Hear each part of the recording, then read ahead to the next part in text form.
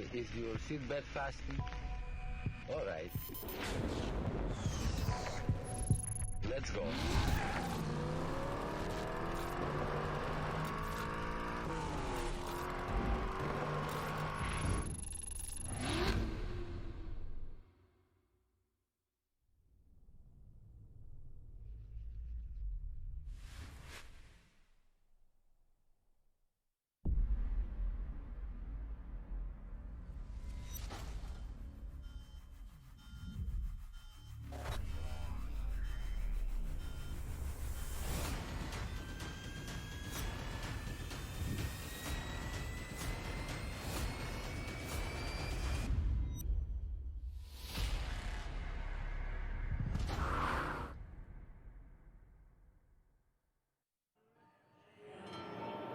Hello and welcome to the next generation Chevrolet Corvette Reveal live from Tustin, California. My name is Leah Say, and it is an honor to be with Corvette and supercar fans across the globe to witness the much anticipated reveal of the first ever mid-engine Corvette. And when I say globally, we are currently live streaming from all 7 continents, which I think is pretty cool. Now, for those of you that are active on social media, maybe you like to use Twitter like I do, please join the conversation on Twitter using #Corvette, or you can tag us at Chevrolet. Now, earlier today, I was walking around and had the chance to speak with some folks, and I learned some really cool facts about this venue that I wanted to share with you all. Well, I'm currently at hangar number 2 at the former Marine Air Corps Station, and I learned that it is one of the largest standing wooden structures in the world, measuring, get ready for it, more than 3 football fields long. Y'all, this place is massive. Now, the hangar was built in 1942, and it served as an operations base during World War II and the Vietnam War. It was an air facility during the Korean War, and it was the country's first air facility developed solely for helicopter operations. So it was the daughter of an Air Force veteran and someone that grew up hanging out, going to hangars. This opportunity and this venue right now are just so cool. I completely geeked out when I saw it. Well, soon you will see the 2020 Chevrolet Corvette Stingray and all of its glory. And I can personally say, over the last few weeks, I've had the opportunity to see the vehicle in person, and it is absolutely breathtaking. During the show tonight, you're going to have the opportunity to hear from Chevrolet leadership, engineering, and some special guests about the highlights and background of this first ever mid-engine Corvette. Now, folks, we are just moments away from kicking things off and getting things started. But before we do, earlier today, I had the opportunity to speak to some Corvette owners and some special guests about tonight's event. Now, honestly, one of my favorite things about the Corvette is that no matter who you talk to and where they're from, everyone seems to share some special memory or story about the Corvette, and I want to share some of those stories with you. So first, let's take a look at an interview I did today with Corvette's product manager, Harlan Charles. Let's take a look, folks. Hey folks, I'm currently here with Harlan Charles, who is the product manager for Chevrolet and Corvette. Hi Harlan, thank you so much for being here today. Oh, it's great to be here, and what we're doing, we're revealing the 2020 Corvette, which has a new mid-engine architecture, 8th generation Corvette. First time it's going to be shown, and it's really exciting. It's been a long process to get here as the product manager for Corvette, and this is really the culmination of a lot of years of work to see this come out today. Absolutely. Now, for those folks that might not know you at home, can you tell us a little bit more about yourself and the work that you've done on the team? Yeah, so I'm the Corvette product manager for Chevrolet and involved in the strategic part of this car from the beginning and bringing this new architecture to the Corvette. And what we really want to do is give our customers their dream car. We want to take everything they love about the Corvette today, but add to it mid-engine, exotic car, performance, attributes, fun to drive, appearance, all that, and really create the ultimate dream sports car. Absolutely. Now, when thinking about customer feedback, was there any time where you and your team were able to really implement customer feedback into the development of this vehicle? Oh yes, the thing about Corvette, you don't have to go out and ask a lot of opinions. It's a fan-based car, and we get a lot of customer feedback on the forums, going to races, going to the Corvette Museum and club events. They come to us, and we really feel like we put together the car of their dreams, and we're very excited about it. Yeah, absolutely. That's incredible. Now, final question I have for you. I had the chance to do some digging, and I learned that you are a road tripper and that you've been to 49 states and 10 provinces in Corvettes. What has been your favorite road trip in a Corvette? Well, like you said, the Corvette road trip is a great car for it, and we're making sure the new car is capable of that too. And my favorite trip had to be probably the trip to Alaska on the Alaska Highway to show what a Corvette can really do. Yeah, absolutely. Thank you so much for your time, Harlan. I appreciate it. Well, thank you, and I hope everybody enjoys tonight. Thank you. No, honestly, I just love talking to Harlan Charles. No matter when I seem to talk to him, he always provides some unique facts about the Corvette. You know, when I was talking to him earlier today, he let me know that he has been working on Corvette since the 5th generation of the vehicle. So Harlan has really been able to see Corvette from the 5th generation all the way up to the 8th generation currently in the mid-engine. And so he has just a wealth of knowledge, not only about Chevrolet as a brand, but also about the Corvette. Now, earlier today, I also had the opportunity to speak with 2 members from the Chevrolet team that are newer to the team, one from design, one from engineering, and they also had some great perspective about the Corvette. I want to share those interviews with you. Let's take a look. Hi, folks. I am currently here with 2 Chevrolet team members, Devin and Brett. And hi, both of you. Thank you so much for being here today. Now, Devin, can you talk to us a little bit about what you do and what your role on the team is? Sure. So I'm the program quality manager, and I see my position as being two-pronged. First, I am the voice of the customer, so I want to make sure that when we're going through our design phases that we're keeping our customers in mind. And secondly, I also make sure that all the other facets of the business, manufacturing, finance, marketing, are on time as we go through our vehicle process. Absolutely. That's incredible. And Brett, can you talk to me a little bit about what you do? Yes, I'm the color and trim design manager for our performance vehicles in Chevrolet. I focus on creating stories through color and bringing emotional value that ties to the heritage and also to the ultimate performance of the vehicle. Yeah, absolutely. And I'm assuming that that's really important for what customers are going to get at the end of the day. Now, when thinking about your work every day, can you talk to me about what inspires you most? Maybe you're in the studio, you need a little inspiration to get pumped up. What inspires you when working on vehicles like the Corvette? Honestly, the Corvette's very lucky because we're lucky to have it because it's such a functional driven piece. It really drives all the emotion that comes out of the vehicle. We just try to capture and harness that. A lot of times what we're looking for is finding the best way to create and color that and bring it to life. When I try to think of it as a holistic piece, treat it like it's almost like an athlete and bring out every piece so you see it all together. So as it comes from the ground up and comes from the track, you bring it all the way through the interior to the exterior. Yeah, absolutely. Thank you for sharing that. And Devin, I know we talked a little bit earlier, and you are somewhat newer to the team. Can you tell me what it has been like to work on a vehicle that's as iconic as the 2020 Chevrolet Corvette Stingray? Amazing. I mean, there's no other word that describes it but just that. I've worked with GM for 19 years, and this is probably the most exciting program I've ever worked on. Being that I am the voice of the customer and we get to travel and talk to our customers firsthand, there's nothing like seeing their enthusiasm and the love for our product. Yeah, absolutely. Thank you both for being here. Thank you. Hey folks, I'm currently with Bruce and Michael from the Peterson Automotive Museum in Los Angeles, California. Thank you both so much for being here today. It's a privilege and an honor, and we're as excited as anybody out there could be.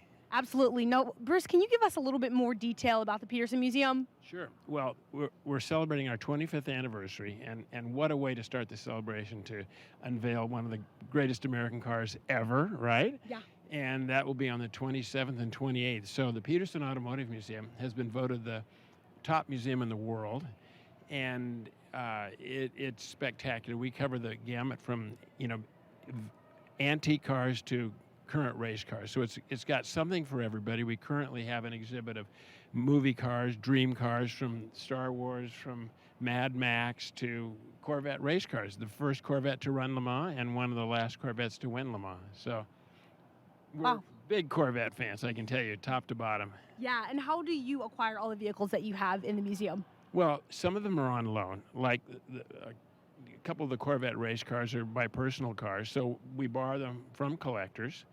And then some of them we actually own at the museum, and some of them have been donated. So we're looking for Corvette donations. That's another our way. And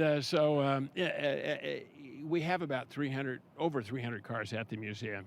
Yeah. So it's quite an array, something for everybody. Something for everyone, which is absolutely incredible. Yeah. Now, Michael, what is it about the Corvette that inspires so much passion and loyalty in people? I think it's an icon. It was created at a time when freedom was so important, and the car represents speed and fun and really affordability. I mean, if you look at how that car stacks up against everything from its European competitors, it just blows them right out of the water.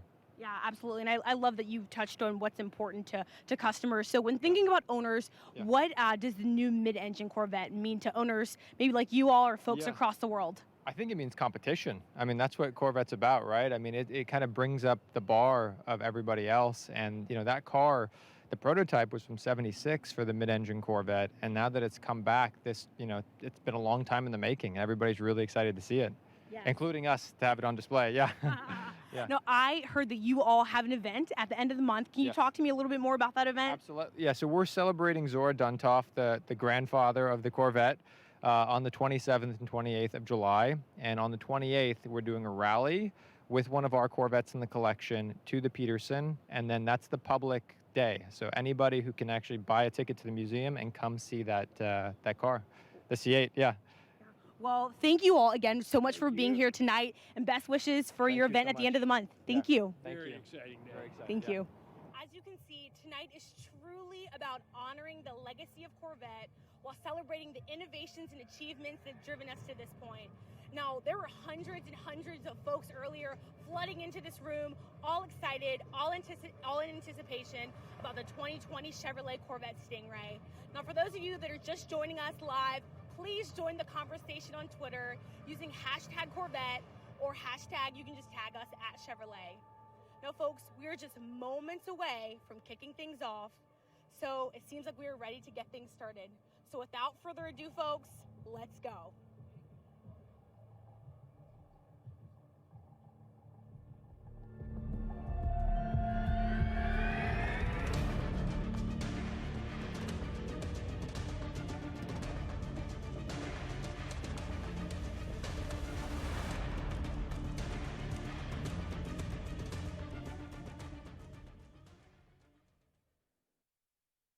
Verify go for launch. CPSF verify go for launch. CPSC verify go for launch. Booster fly verify go for launch. We have some 7.6 million pounds of thrust pushing the vehicle upward. A vehicle that weighs close to 6.5 million pounds.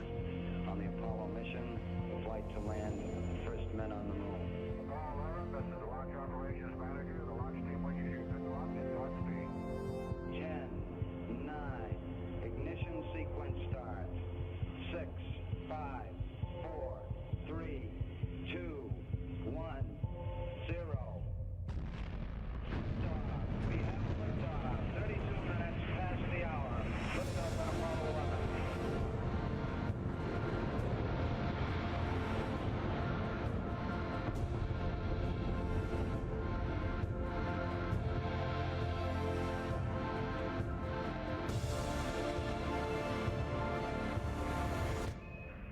Tranquility Base here. The Eagle has landed.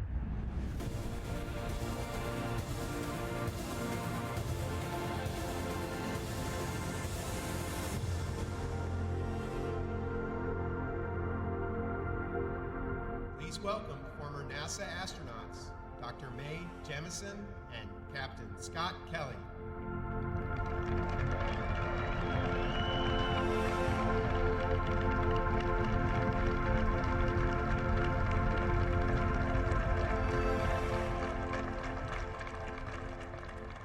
Good evening, everyone.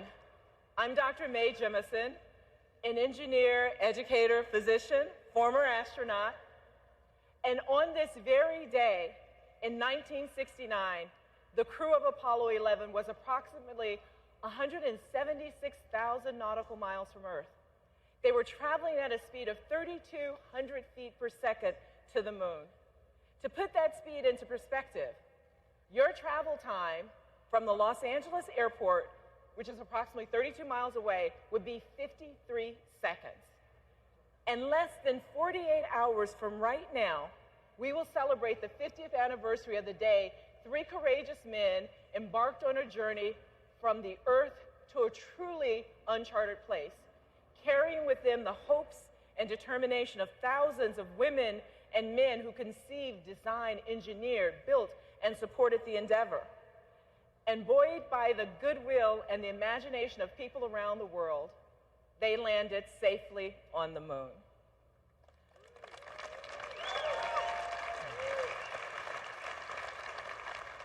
This successful mission forced millions of people to redefine the idea of what was possible.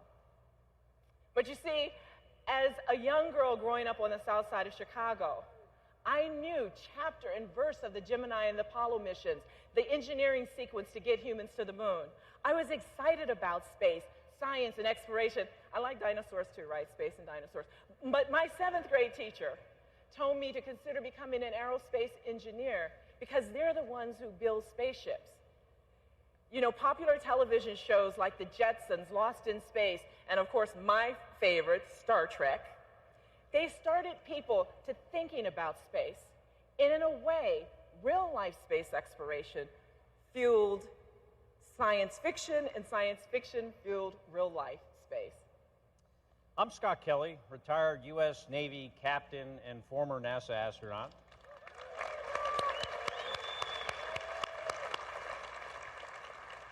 As a 5-year-old boy, I too watched the Apollo 11 mission on television and was in awe.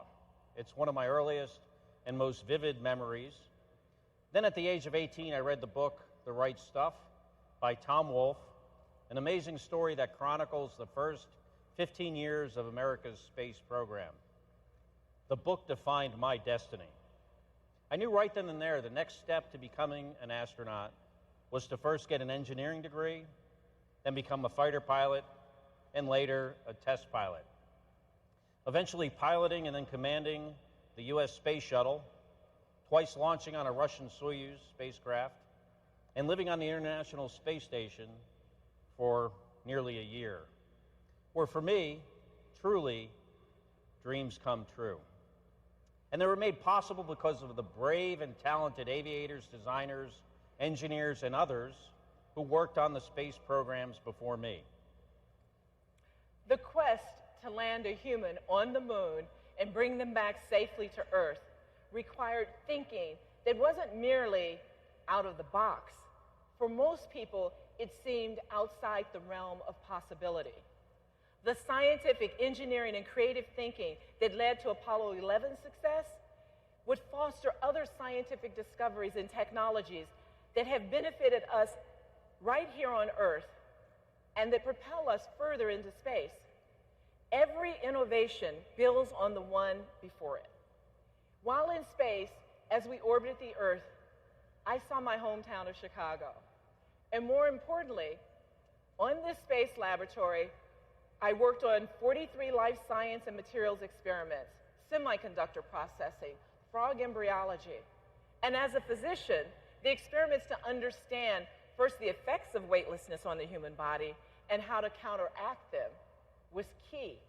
Because, of course, all of this helped us to prepare for extended duration human flight. In fact, the purpose of my most recent 340-day mission was to study these long-term effects of extended spaceflight on a human guinea pig, yours truly, in an effort to better prepare us for future trips to Mars and beyond. Bad stuff happens to our physiology while we're in space. We lose bone and muscle, our immune systems are degraded, there are vision effects, even changes to our DNA. In fact, 7% of my gene expression changed during my year-long mission, and as far as I'm told, hasn't changed back. Not exactly sure what that means, but I hope it's a good thing. NASA researchers benefited from conducting tests on both me and my identical twin brother, Mark, also a former NASA astronaut who remained right here on Earth, and the results were reassuring. While in space, the human body adapted to the extreme environment of space, but make no mistake, there's still much more to learn. And Scott, for me, that's what's so exciting about space exploration. It's learning and purposefully expanding beyond what we know how to do. Similar out-of-the-box thinking that 50 years ago made the Apollo 11 mission a success, it's now being applied to map the boundaries of human interstellar flight within the next 100 years. And once again, all along the way, these scientific discoveries and technological advances will enhance life on Earth. As a principle of 100-Year Starship Initiative, our main objective is to be sure that the yet undiscovered capabilities for human interstellar flight, that is going beyond our solar system to another star, that those capabilities exist within the next 100 years. The truth is, we believe pursuing an extraordinary tomorrow creates a better world today. When many of those that push these boundaries of possibility returned to Earth, they piloted a much different craft, the iconic Chevrolet Corvette. Corvettes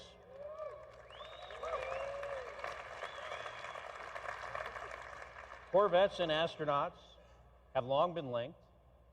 Pilots like high performance, precise, and safe modes of transportation.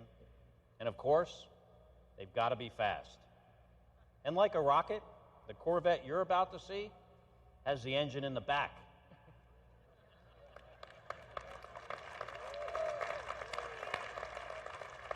Like many people here and watching around the world, I'm a huge fan, having owned 2 different generations of the Corvette myself. And tonight we're here to celebrate an important milestone in U.S. and automotive history. Here to tell you more is someone who knows a thing or two about Corvettes. Please welcome GM Executive Vice President and President of the Americas, Barry Engel.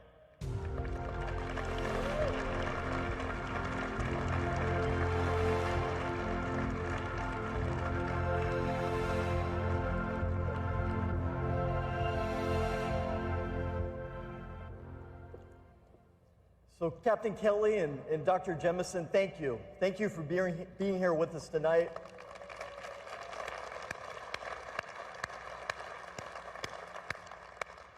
Thank you for sharing your personal insights into what it takes to overcome challenges, to push the boundaries, and do what no one has ever done before. It's really a true honor to hear your stories. You know, as Captain Kelly said, astronauts and Corvettes have been linked since the very beginning of the space program, when Alan Shepard reported for training in April of 1959, driving his 1957 Corvette. Shepard would go on to own at least 10 Corvettes in his lifetime.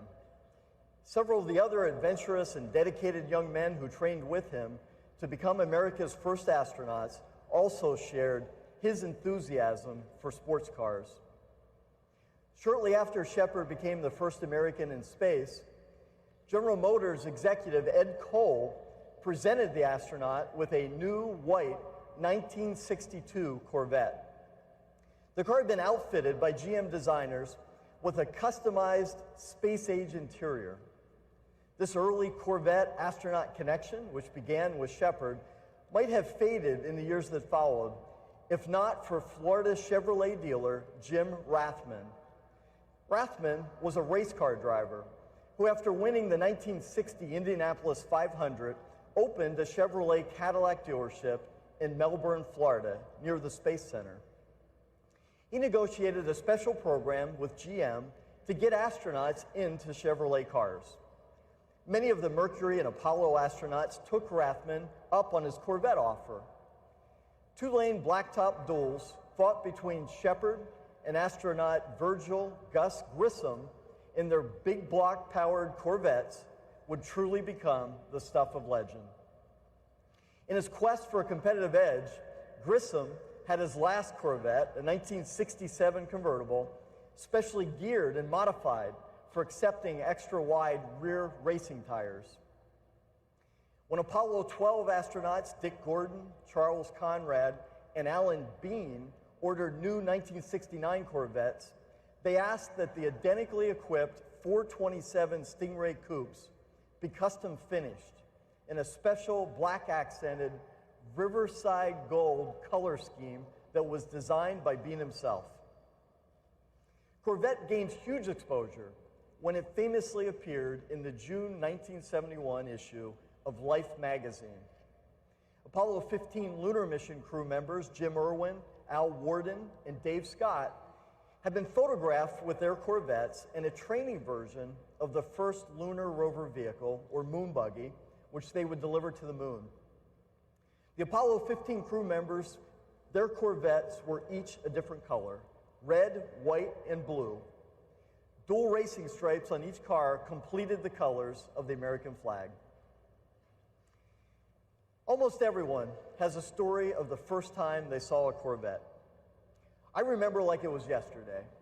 I was a little kid, and the neighbor across the street had a son who would occasionally come to visit. And the son, he rode in style. He drove an early C3.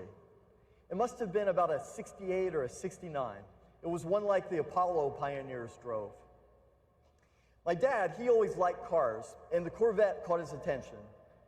But I didn't need Dad to tell me it was cool. Even as a young kid, I could tell that Stingray with rally wheels and a rumbling V8 was really something special.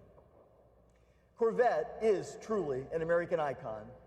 No other sports car nameplate has been roaming the streets or dominating the tracks as long as Corvette. After 66 years and 7 generations, Chevrolet's Corvette has garnered a passionate global family, and many of them are here tonight or watching around the world. From all of us at Chevrolet, thank you for joining us for this milestone event. Now,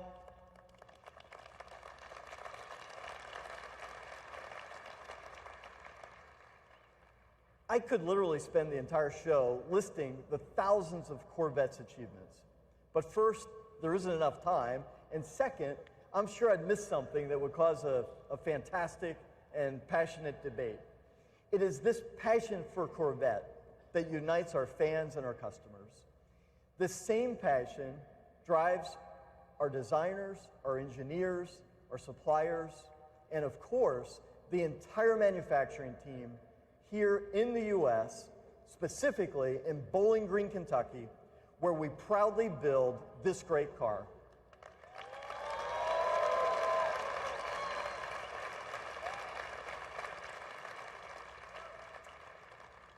And that passion, it started on day one. January 17th, 1953, Chevrolet revealed the Corvette Dream Car at New York's Waldorf Astoria Hotel as part of GM's traveling auto show known as Motorama. Not even the founding fathers of Corvette, designer Harley Earl, architect of the V8 engine Ed Cole, or the young Belgian-born engineer Zora Arkus Duntov, none of them could have imagined the automotive legend they were launching. With more than 1.7 million produced, the Corvette has long been the crown jewel of Chevrolet.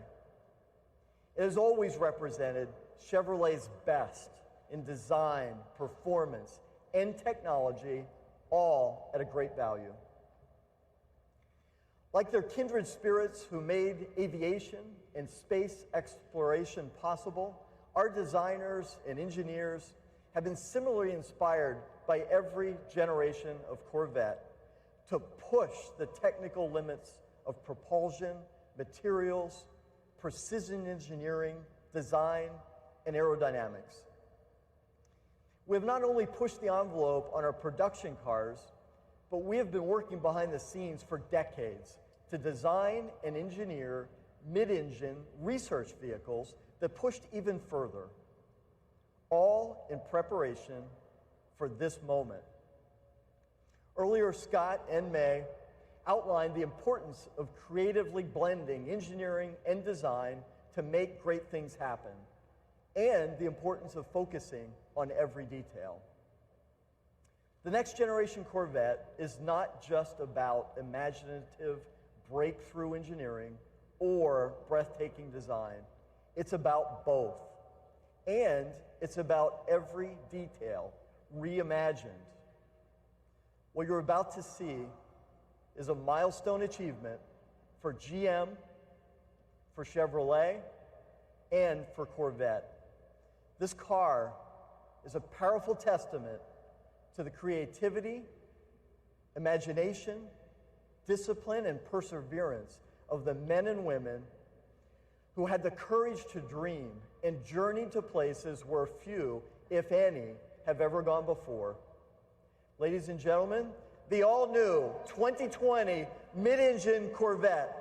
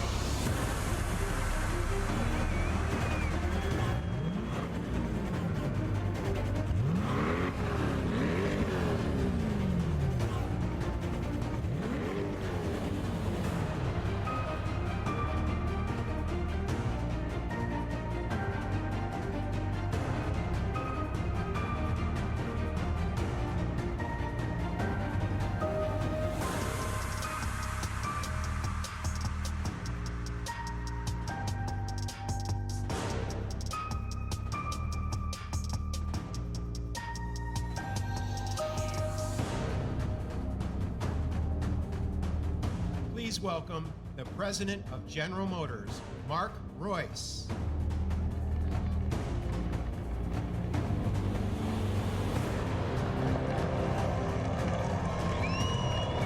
Wow. Oh, man. This is the day. Well, finally, here it is, ladies and gentlemen. What do you think?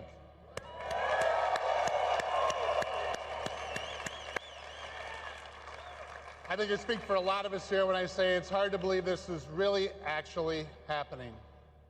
Before I tell you about the car, I have to say that we are all incredibly thrilled and honored by the presence of the true American heroes that kicked off our show tonight. So thanks so much for joining us. Thank you so much.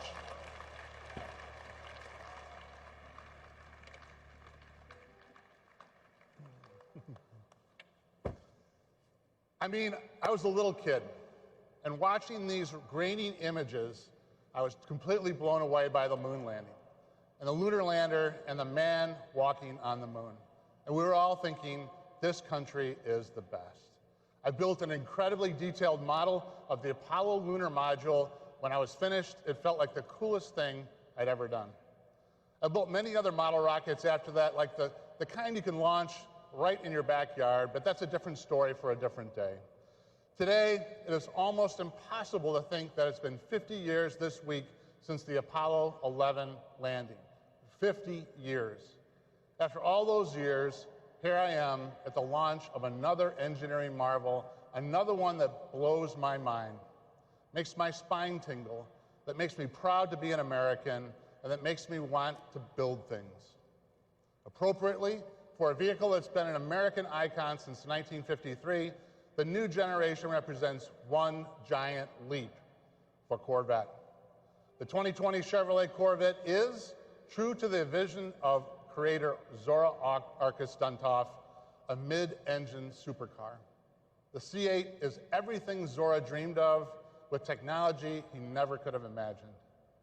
For me personally, seeing the Corvette and meeting Zora for the first time all traced back to growing up in this great business. On many weekend afternoons, my dad took me to work with him at the GM Tech Center in Warren, Michigan, specifically the Chevrolet Engineering Building, where the Corvette came to life. I spent many of those rides to Warren hunched in the rear flat area of Corvette coupes. On the way home, he would take me by the GM Research Building lobby to see the Firebirds in the original Silver Stingray. I just loved everything about it. And they used to have a swap meet in Warren down the road from the GM Tech Center where they'd sell Chevrolet heads and parts and all kinds of stuff. On one of those weekend trips to work when I was about 10, I begged my dad to stop at the swap meet so we could check it out, and he did. We go inside the huge warehouse-like building to look around, and there's Zora. I'd never seen him before, but you could tell right away that he was someone special. He was sitting there holding court, signing all kinds of things for all kinds of people, and it was just so cool, such a great moment. It all contributed to the aura of Corvette for me and reinforced what I already knew I wanted to do with my life. That's why it's so special and so exciting for me to be up here on this stage with this car. This car, the all-new 2020 Corvette, is one that changes everything. With every succeeding generation since 1953, Chevrolet has worked hard to make Corvette better and better.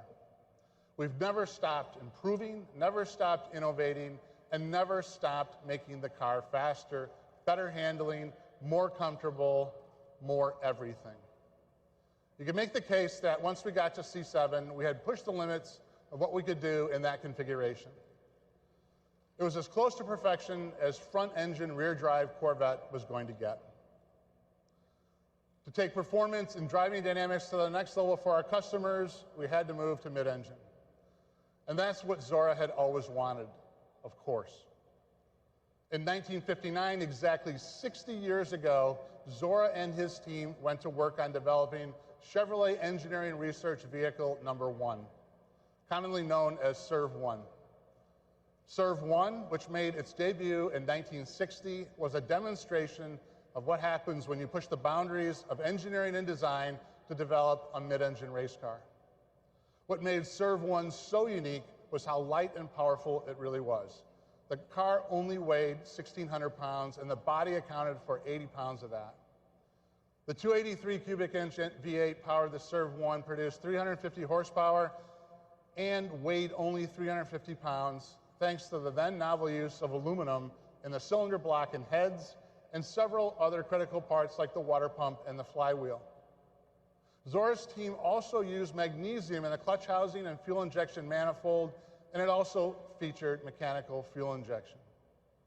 But my favorite aspect of Serve 1, and it's probably yours too, if you've ever seen it run, you can actually see flames coming out of the back of it, and it is just unreal.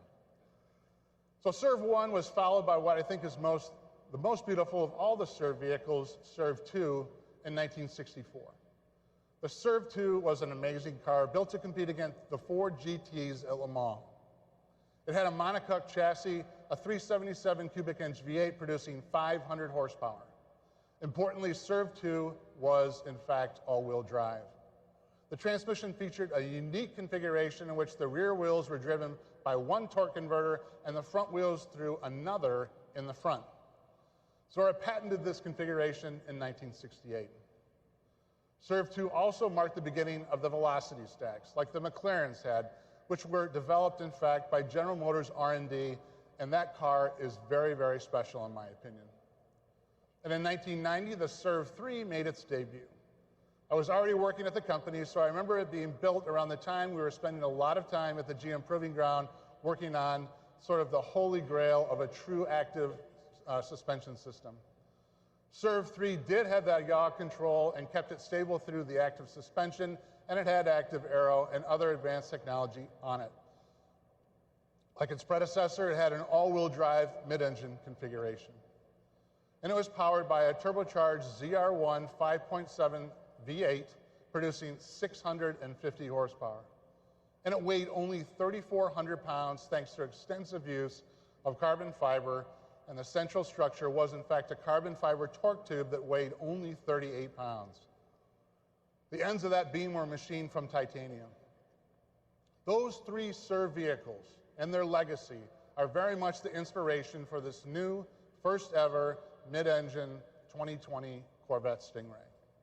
They show what Corvette has always been about for Chevrolet and GM, pushing the boundaries of innovation in terms of propulsion, material usage, and performance. Now, just as Corvette has been a halo for Chevrolet and the brand, these Serve cars were a halo for GM R&D, pushing the company to greater innovation and to new heights. They also serve to show that mid-engine has always been a part of Corvette's destiny, and it's something we've been looking at for a very, very long time. All along, it has been absolutely paramount that we keep Corvette true to its roots of attainable performance. Mid-engine has historically posed a challenge to this mission. Not so anymore. The time has come today, and we feel that both Corvette traditionalists and potential new customers will embrace the change in layout, especially once they see it and drive it. They'll think it's flat out the best Corvette they've ever driven, and that will be because it's the best Corvette anybody's driven.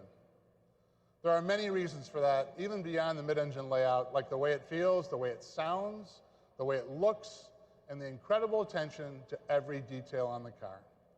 And that's what we're going to dive into now with Phil and then Taj. So please join me in welcoming the Executive Design Director of Global Chevrolet, Mr. Phil Zak. Phil? Thanks, Mark. Yeah. Thanks.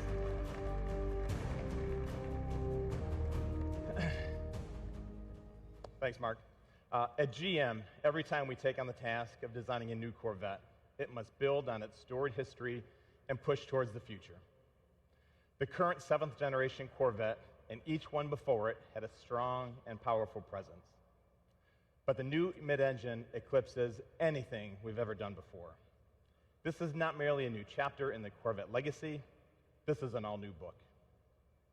But before I continue, I want to acknowledge the true design talent that really brought this mid-engine Corvette to life, as well as generations prior. John Cafaro, former Chevrolet Executive Director of Design. John, you in the audience? There you go.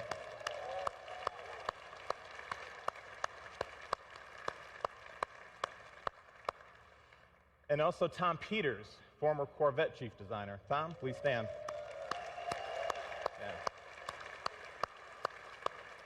Yeah. Now, both John and Tom have recently retired from GM, but they're here with us tonight to share this moment. Their legacy and talent will forever live on with Chevrolet and into the future with this new stunning 2020 Stingray. I hope you'd all agree with us.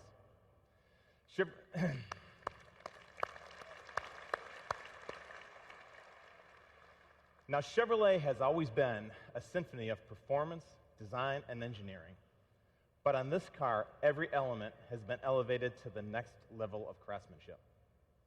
The Stingray's exterior is a powerful, bold, futuristic design statement with exotic proportions, a wider stance, but still unmistakably Corvette. You can see the continued influence of aircraft design, lean and muscular with sculpted shapes, conveying a sense of motion even while standing still. With the new cab-forward driving position and rear engine location, the proportions become the essence of a jet fighter for the road. There you go.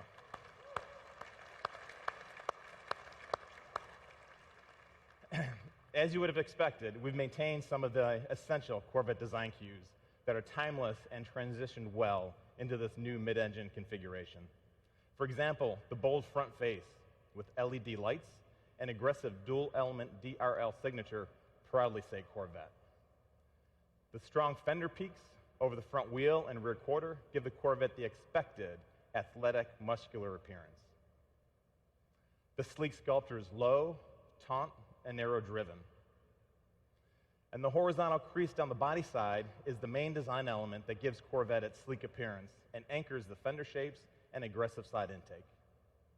The purity of this feature is so significant that we hid the door handle releases underneath the side intake to keep them clean and uninterrupted look. Now, as you move to the rear of the car, the dual-element tail lamps are uniquely Corvette with an enhanced three-dimensional execution. With the wide lamp location and the lower dual exhaust tips, the rear stance exudes the performance attributes of a true exotic. Now, the design challenges for this mid-engine Corvette were unique in that everything had to be changed. But at the same time, our mission was to make the finished product not just unmistakably Corvette, but an exotic supercar version of a Corvette.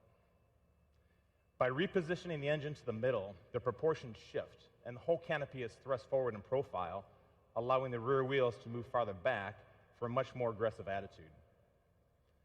The mid-engine design allows for a more forward feel in terms of driving position and visibility. You're actually leading the way as you drive. Additionally, having the motor behind you communicates a supercar feel, which intensifies the overall driving experience. The new location of the engine is truly the focal point for the car's design. It's the heart of this new Corvette, and it sits like a jewel in a showcase. A jewel in a showcase that is visible through the large hatch rear window. Now, every visual surface on this component received unprecedented attention, including the meticulously designed engine and underhood compartment. Diving into the detail execution of the car, the design team found inspiration in high-end motorcycles and race car components. We sought to optimize the appearance of every wire, tube, component routing, fastener, and finish. We took the panels off and spent countless hours developing the engine compartment, right down to all the mechanical fasteners. The intake manifold covers were completely redesigned, and a Corvette emblem was added for additional detail. Now, the exterior statement is bold, fresh, and fully capable, reflecting what we have learned from past Corvettes and from racing. For the new Stingray, we completely redesigned its cooling and airflow. We looked at drag, lift, how to achieve the optimal balance with this new mid-engine configuration while maintaining the design integrity. All the surfaces are pulled taut as possible over the mechanicals, giving the car a dynamic energy that visually draws people to it. Now, what you see on stage is the Z51 package. We've had this unique track package for Stingray in the past, and this one offers customers even more. As you can see, it has an aggressive front splitter and an open air rear spoiler. Our designers worked hand in hand with the aero engineers to give a whole new meaning to the term form follows function. Now, Taj will touch on this a little bit more in his presentation. Now, the mid-engine configuration not only enables a stunning exterior, but also improves interior accommodations. With the engine behind the driver, the cowl and the instrument panel are lower. The entire occupant package is moved forward 16.5 inches, improving visibility. The driver compartment is also larger than the previous generation, offering more space and an inch more seat travel. With this new mid-engine exotic exterior, we had to deliver an inspiring interior to match. The most important is the driver-centric cockpit, which features a new squared-off two-spoke steering wheel that leaves an unobstructed view of the 12-inch reconfigurable cluster display. The square steering wheel shape and low two-spoke configuration enable a full 9-3 hand grip position during hard cornering. The compressed shape also allows for better visibility and more legroom. In the cockpit, the controls are literally wrapped around you in all directions. It reflects a car that is all about catering to the driver's experience. You'll notice that the only knob on the audio system is the volume control, and that's because it's the most frequently used. Every other button had to earn its place. The single line of climate control buttons on the console are intuitively laid out and minimized. The instrument panel's wings extend from the driver's console and wrap around the IP, freeing up space. This same less is more philosophy has also been incorporated into the unique ultra-thin air vents. The look is simple and clean and helped us keep the instrument panel low for great forward visibility. Now, we will offer 3 seat options: a GT1, a GT2, and a competition sport for drivers seeking the right balance of comfort and style. We now offer 6 interior color themes, more than ever before, which also includes more personal choices on material selection and stitching. The interior stitching is also larger and more pronounced. It highlights the handcrafted quality and attention to detail. Even the seatbelts get an expanded and expressive color palette, an optional 6. We've also expanded the exterior color palette to 12, more than we've ever offered previously. Now, everything on the interior is authentic, and most parts are wrapped in leather or suede. The buttons are aluminum. Carbon fiber is used throughout for lightweight performance and visual appeal. Now, all of these details are what makes this 2020 mid-engine Stingray special. From the moment customers walk up to see the car, open the door, we want to surprise them and let them discover something they weren't expecting. We want them to say, this can only be a Corvette, but also say it feels like no Corvette ever. But none of this great design would mean much without the performance, the packaging, and the total livability of this mid-engine sports car. All made possible by our incredible engineering team, led by Corvette Executive Chief Engineer, Taj Jukter. Thank you, Taj. Good job. Whew. What a night. Been a long time coming. It's great to see everybody's faces out here. You know, we have great relationships with our customers. I'm so glad you all came out with us. What a venue, fantastic venue. It's so large it was actually raining up here. You guys didn't feel it out there. Mark turned the wipers on, but it stopped raining, so we're putting those away. Thank you, Phil, and good evening, everyone. I'd like to add my thanks to Scott and May for inspiring us and generations to come. As Mark said, this is the right time to move to mid-engine. We've actually known for quite a while we are reaching the limits of performance in a front-engine configuration. Of course, just expanding the performance envelope wasn't the only challenge we faced. Corvette also has to be beautiful, functional, and attainable. And it has to fit into our customers' lives as naturally and completely as our front-engine cars do. Our mission was to develop a new sports car that combines all of the things we do really well today with the performance and driving experience of mid-engine supercars, all while meeting requirements from all around the globe, including right-hand drive markets. That was news right there.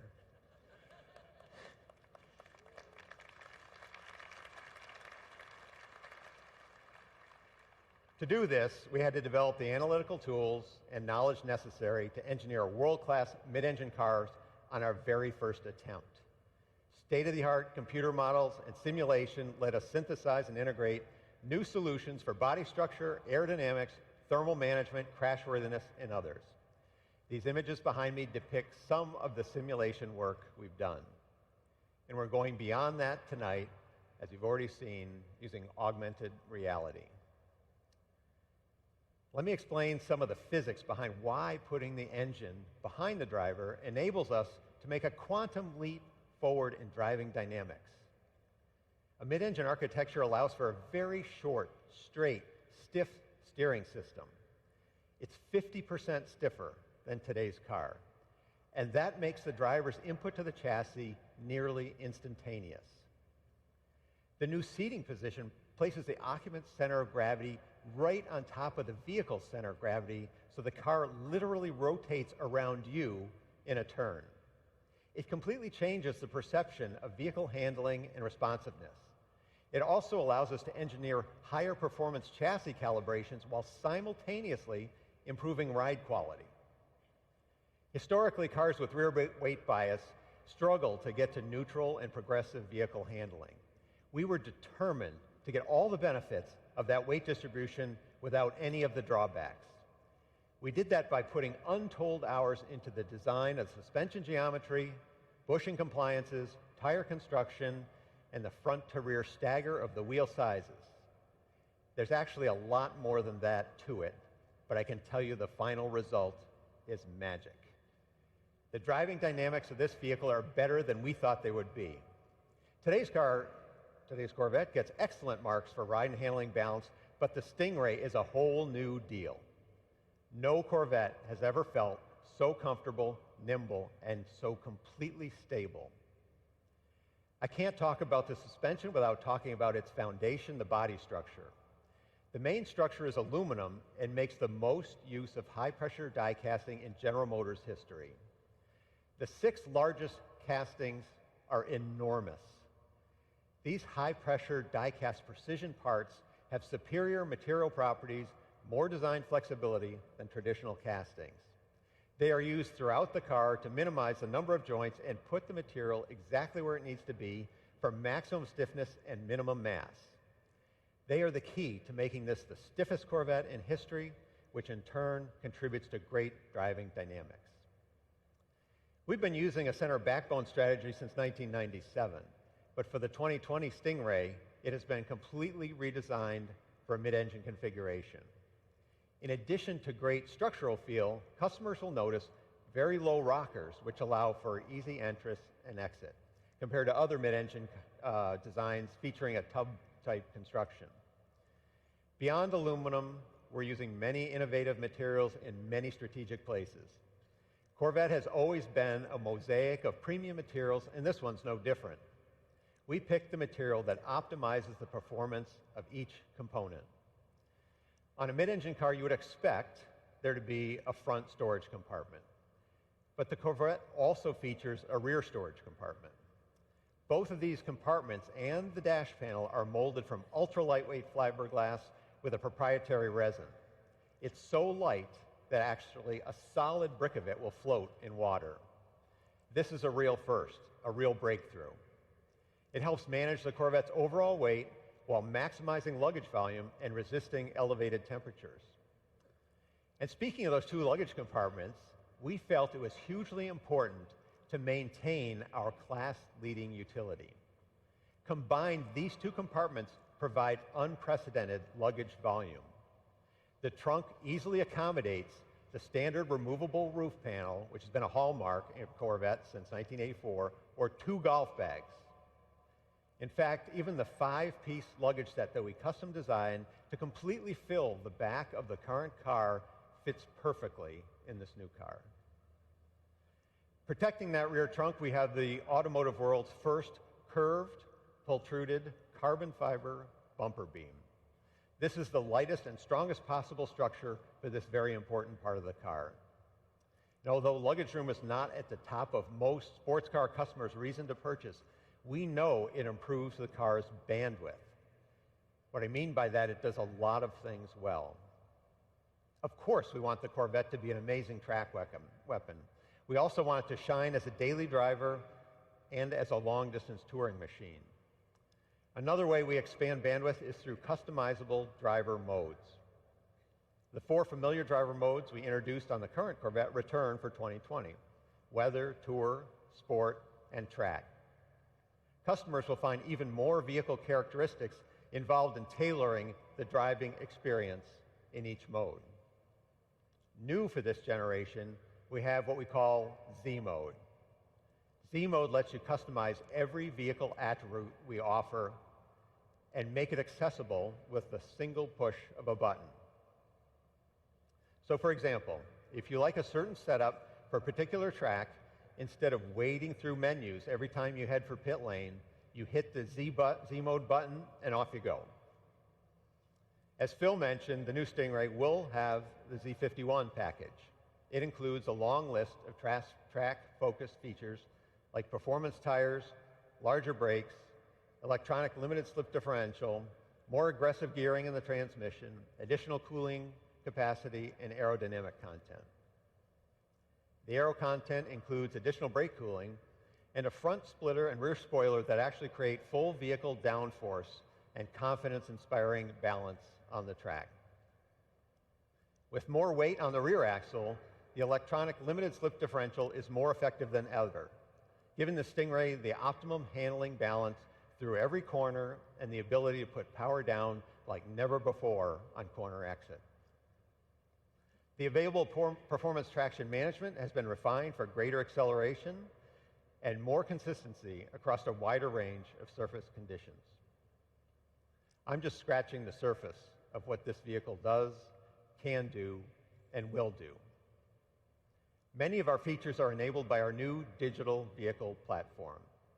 This new electrical architecture sends signals much faster, provides state-of-the-art cybersecurity, and over-the-air reflash capability.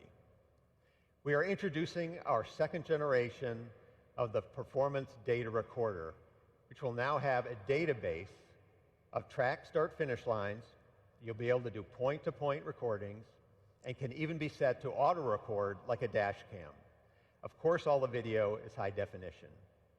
Other features include a 14-speaker Bose Performance Series audio system, the highest level we've ever done, and a rear camera mirror, but we put the camera on the roof, so it's high and forward, so you can better monitor your blind spots.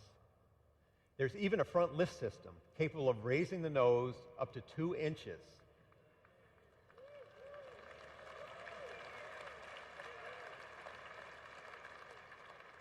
You guys know we talk to our customers. But that front lift system is actually GPS enabled. Every time you lift the nose, it will ask you, do you want this one memorized? And if it's one you use often, all you have to do is hit a single button, say yes. It will memorize that and up to 1,000 places.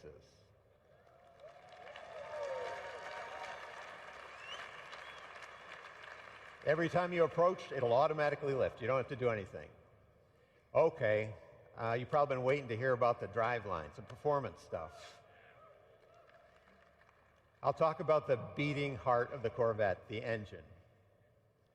In a world quickly migrating to forced induction, small displacement engines, we are bucking the trend and continuing to advance the development of our famous small block V8.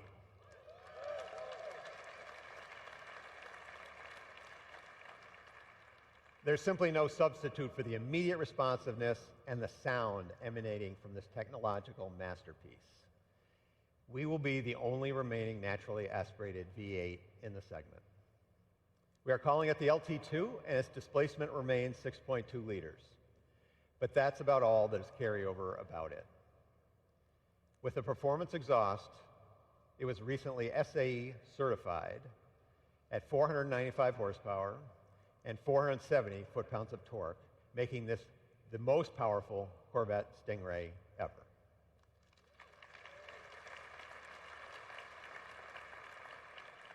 For the first time, the Stingray comes with a standard, integrated, engine-mounted, dry sump lube system. The system has 3 separate scavenging pumps and a very compact reservoir mounted on the front of the engine.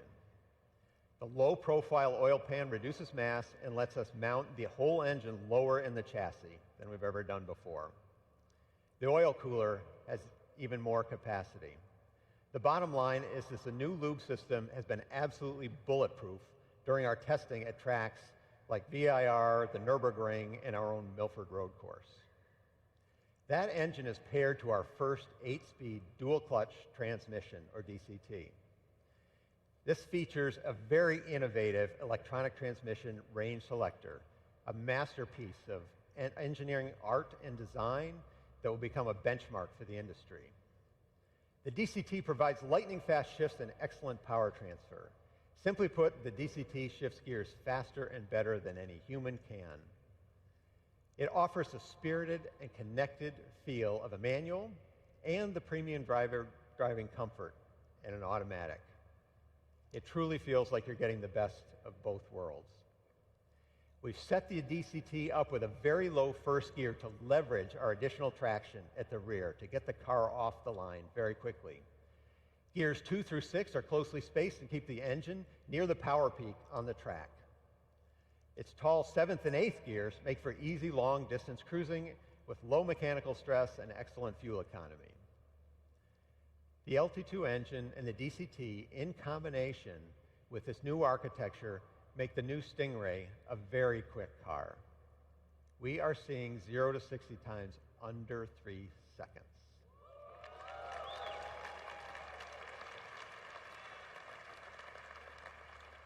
You heard that right.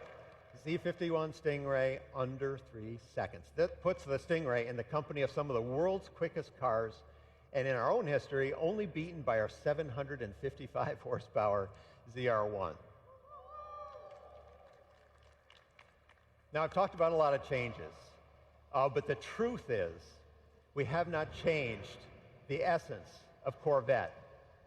Corvette is all about freedom and the call of the open road. It is a designed in America, built in America, road-going private jet with first-class seating for 2 that will take you places you never thought you would go. In short, the Corvette is an attainable dream car. That has been true for 66 years, and the 2020 Stingray makes that truer than ever. We're welcoming the cars back to the stage. Driving these cars are actually 2 of our team members, our development drivers. On my right, Alex McDonald. Thank you, Alex. And Michael Petrucci. And you'll see many, many, many of our Corvette team members here to talk to you at this event. They and the thousands of men and women at General Motors have spent countless hours delivering on this mission. And I personally want to thank them all. I'm so proud of this team. Before I invite Mark Royce back up the stage, I'd like to thank him and the entire leadership team at General Motors for their support. Without them, this would not have been possible. Mark, the stage is yours.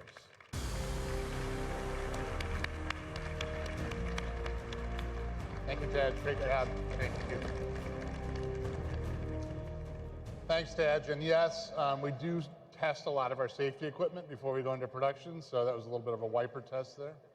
So thanks, Tad, for that. You passed. I'd like to really thank Taj. We couldn't have done it without you in the leadership position of that. I would also like to echo Taj's thanks to everyone involved in helping us launch our Corvette Moonshot. The whole team, including our two outstanding development engineers that you met here tonight, they put their heart and soul into this, so thanks you guys, great job. I hope like what you've seen so far, and I encourage you to have a closer look in the next few months. The 2020 Chevrolet Corvette is going where no Corvette has gone before, and we're all thrilled to ride along. This new Corvette with its mid-engine configuration has always been part of Corvette's destiny, and it's the Corvette version of a supercar that we've all wanted to see for so long. Corvette has always been about beautiful design, leading technology, amazing performance, at an unbelievable value. I know many of you are wondering where the new Corvette will be priced. Yes. While we're not ready to announce all the pricing details, no, hang on. What I can share with you tonight is this. When the 2020 Corvette Stingray goes on sale in the U.S., it will start at less than $60,000. So that's pretty great. Thank you. Yeah, it's. I mean, this is what Chevrolet and Corvette's all about, right? I mean, this is what our engineers and our teams strive for. Where else can you get a supercar that goes 0 to 60 in less than 3 seconds for this kind of money? Unbelievable. Unbelievable.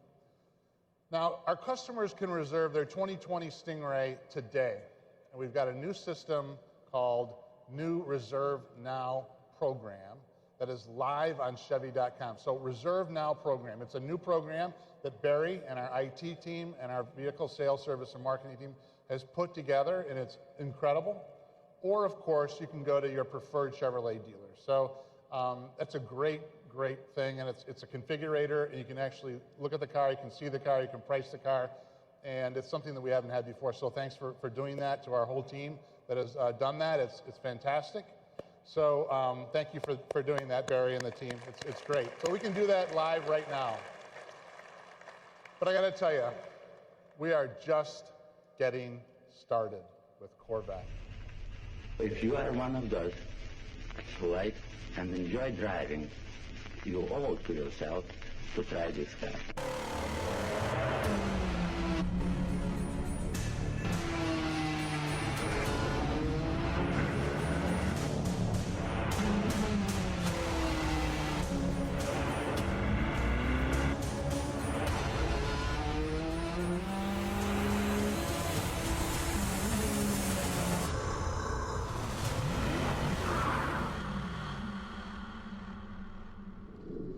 So a little bit of a preview of what's to come.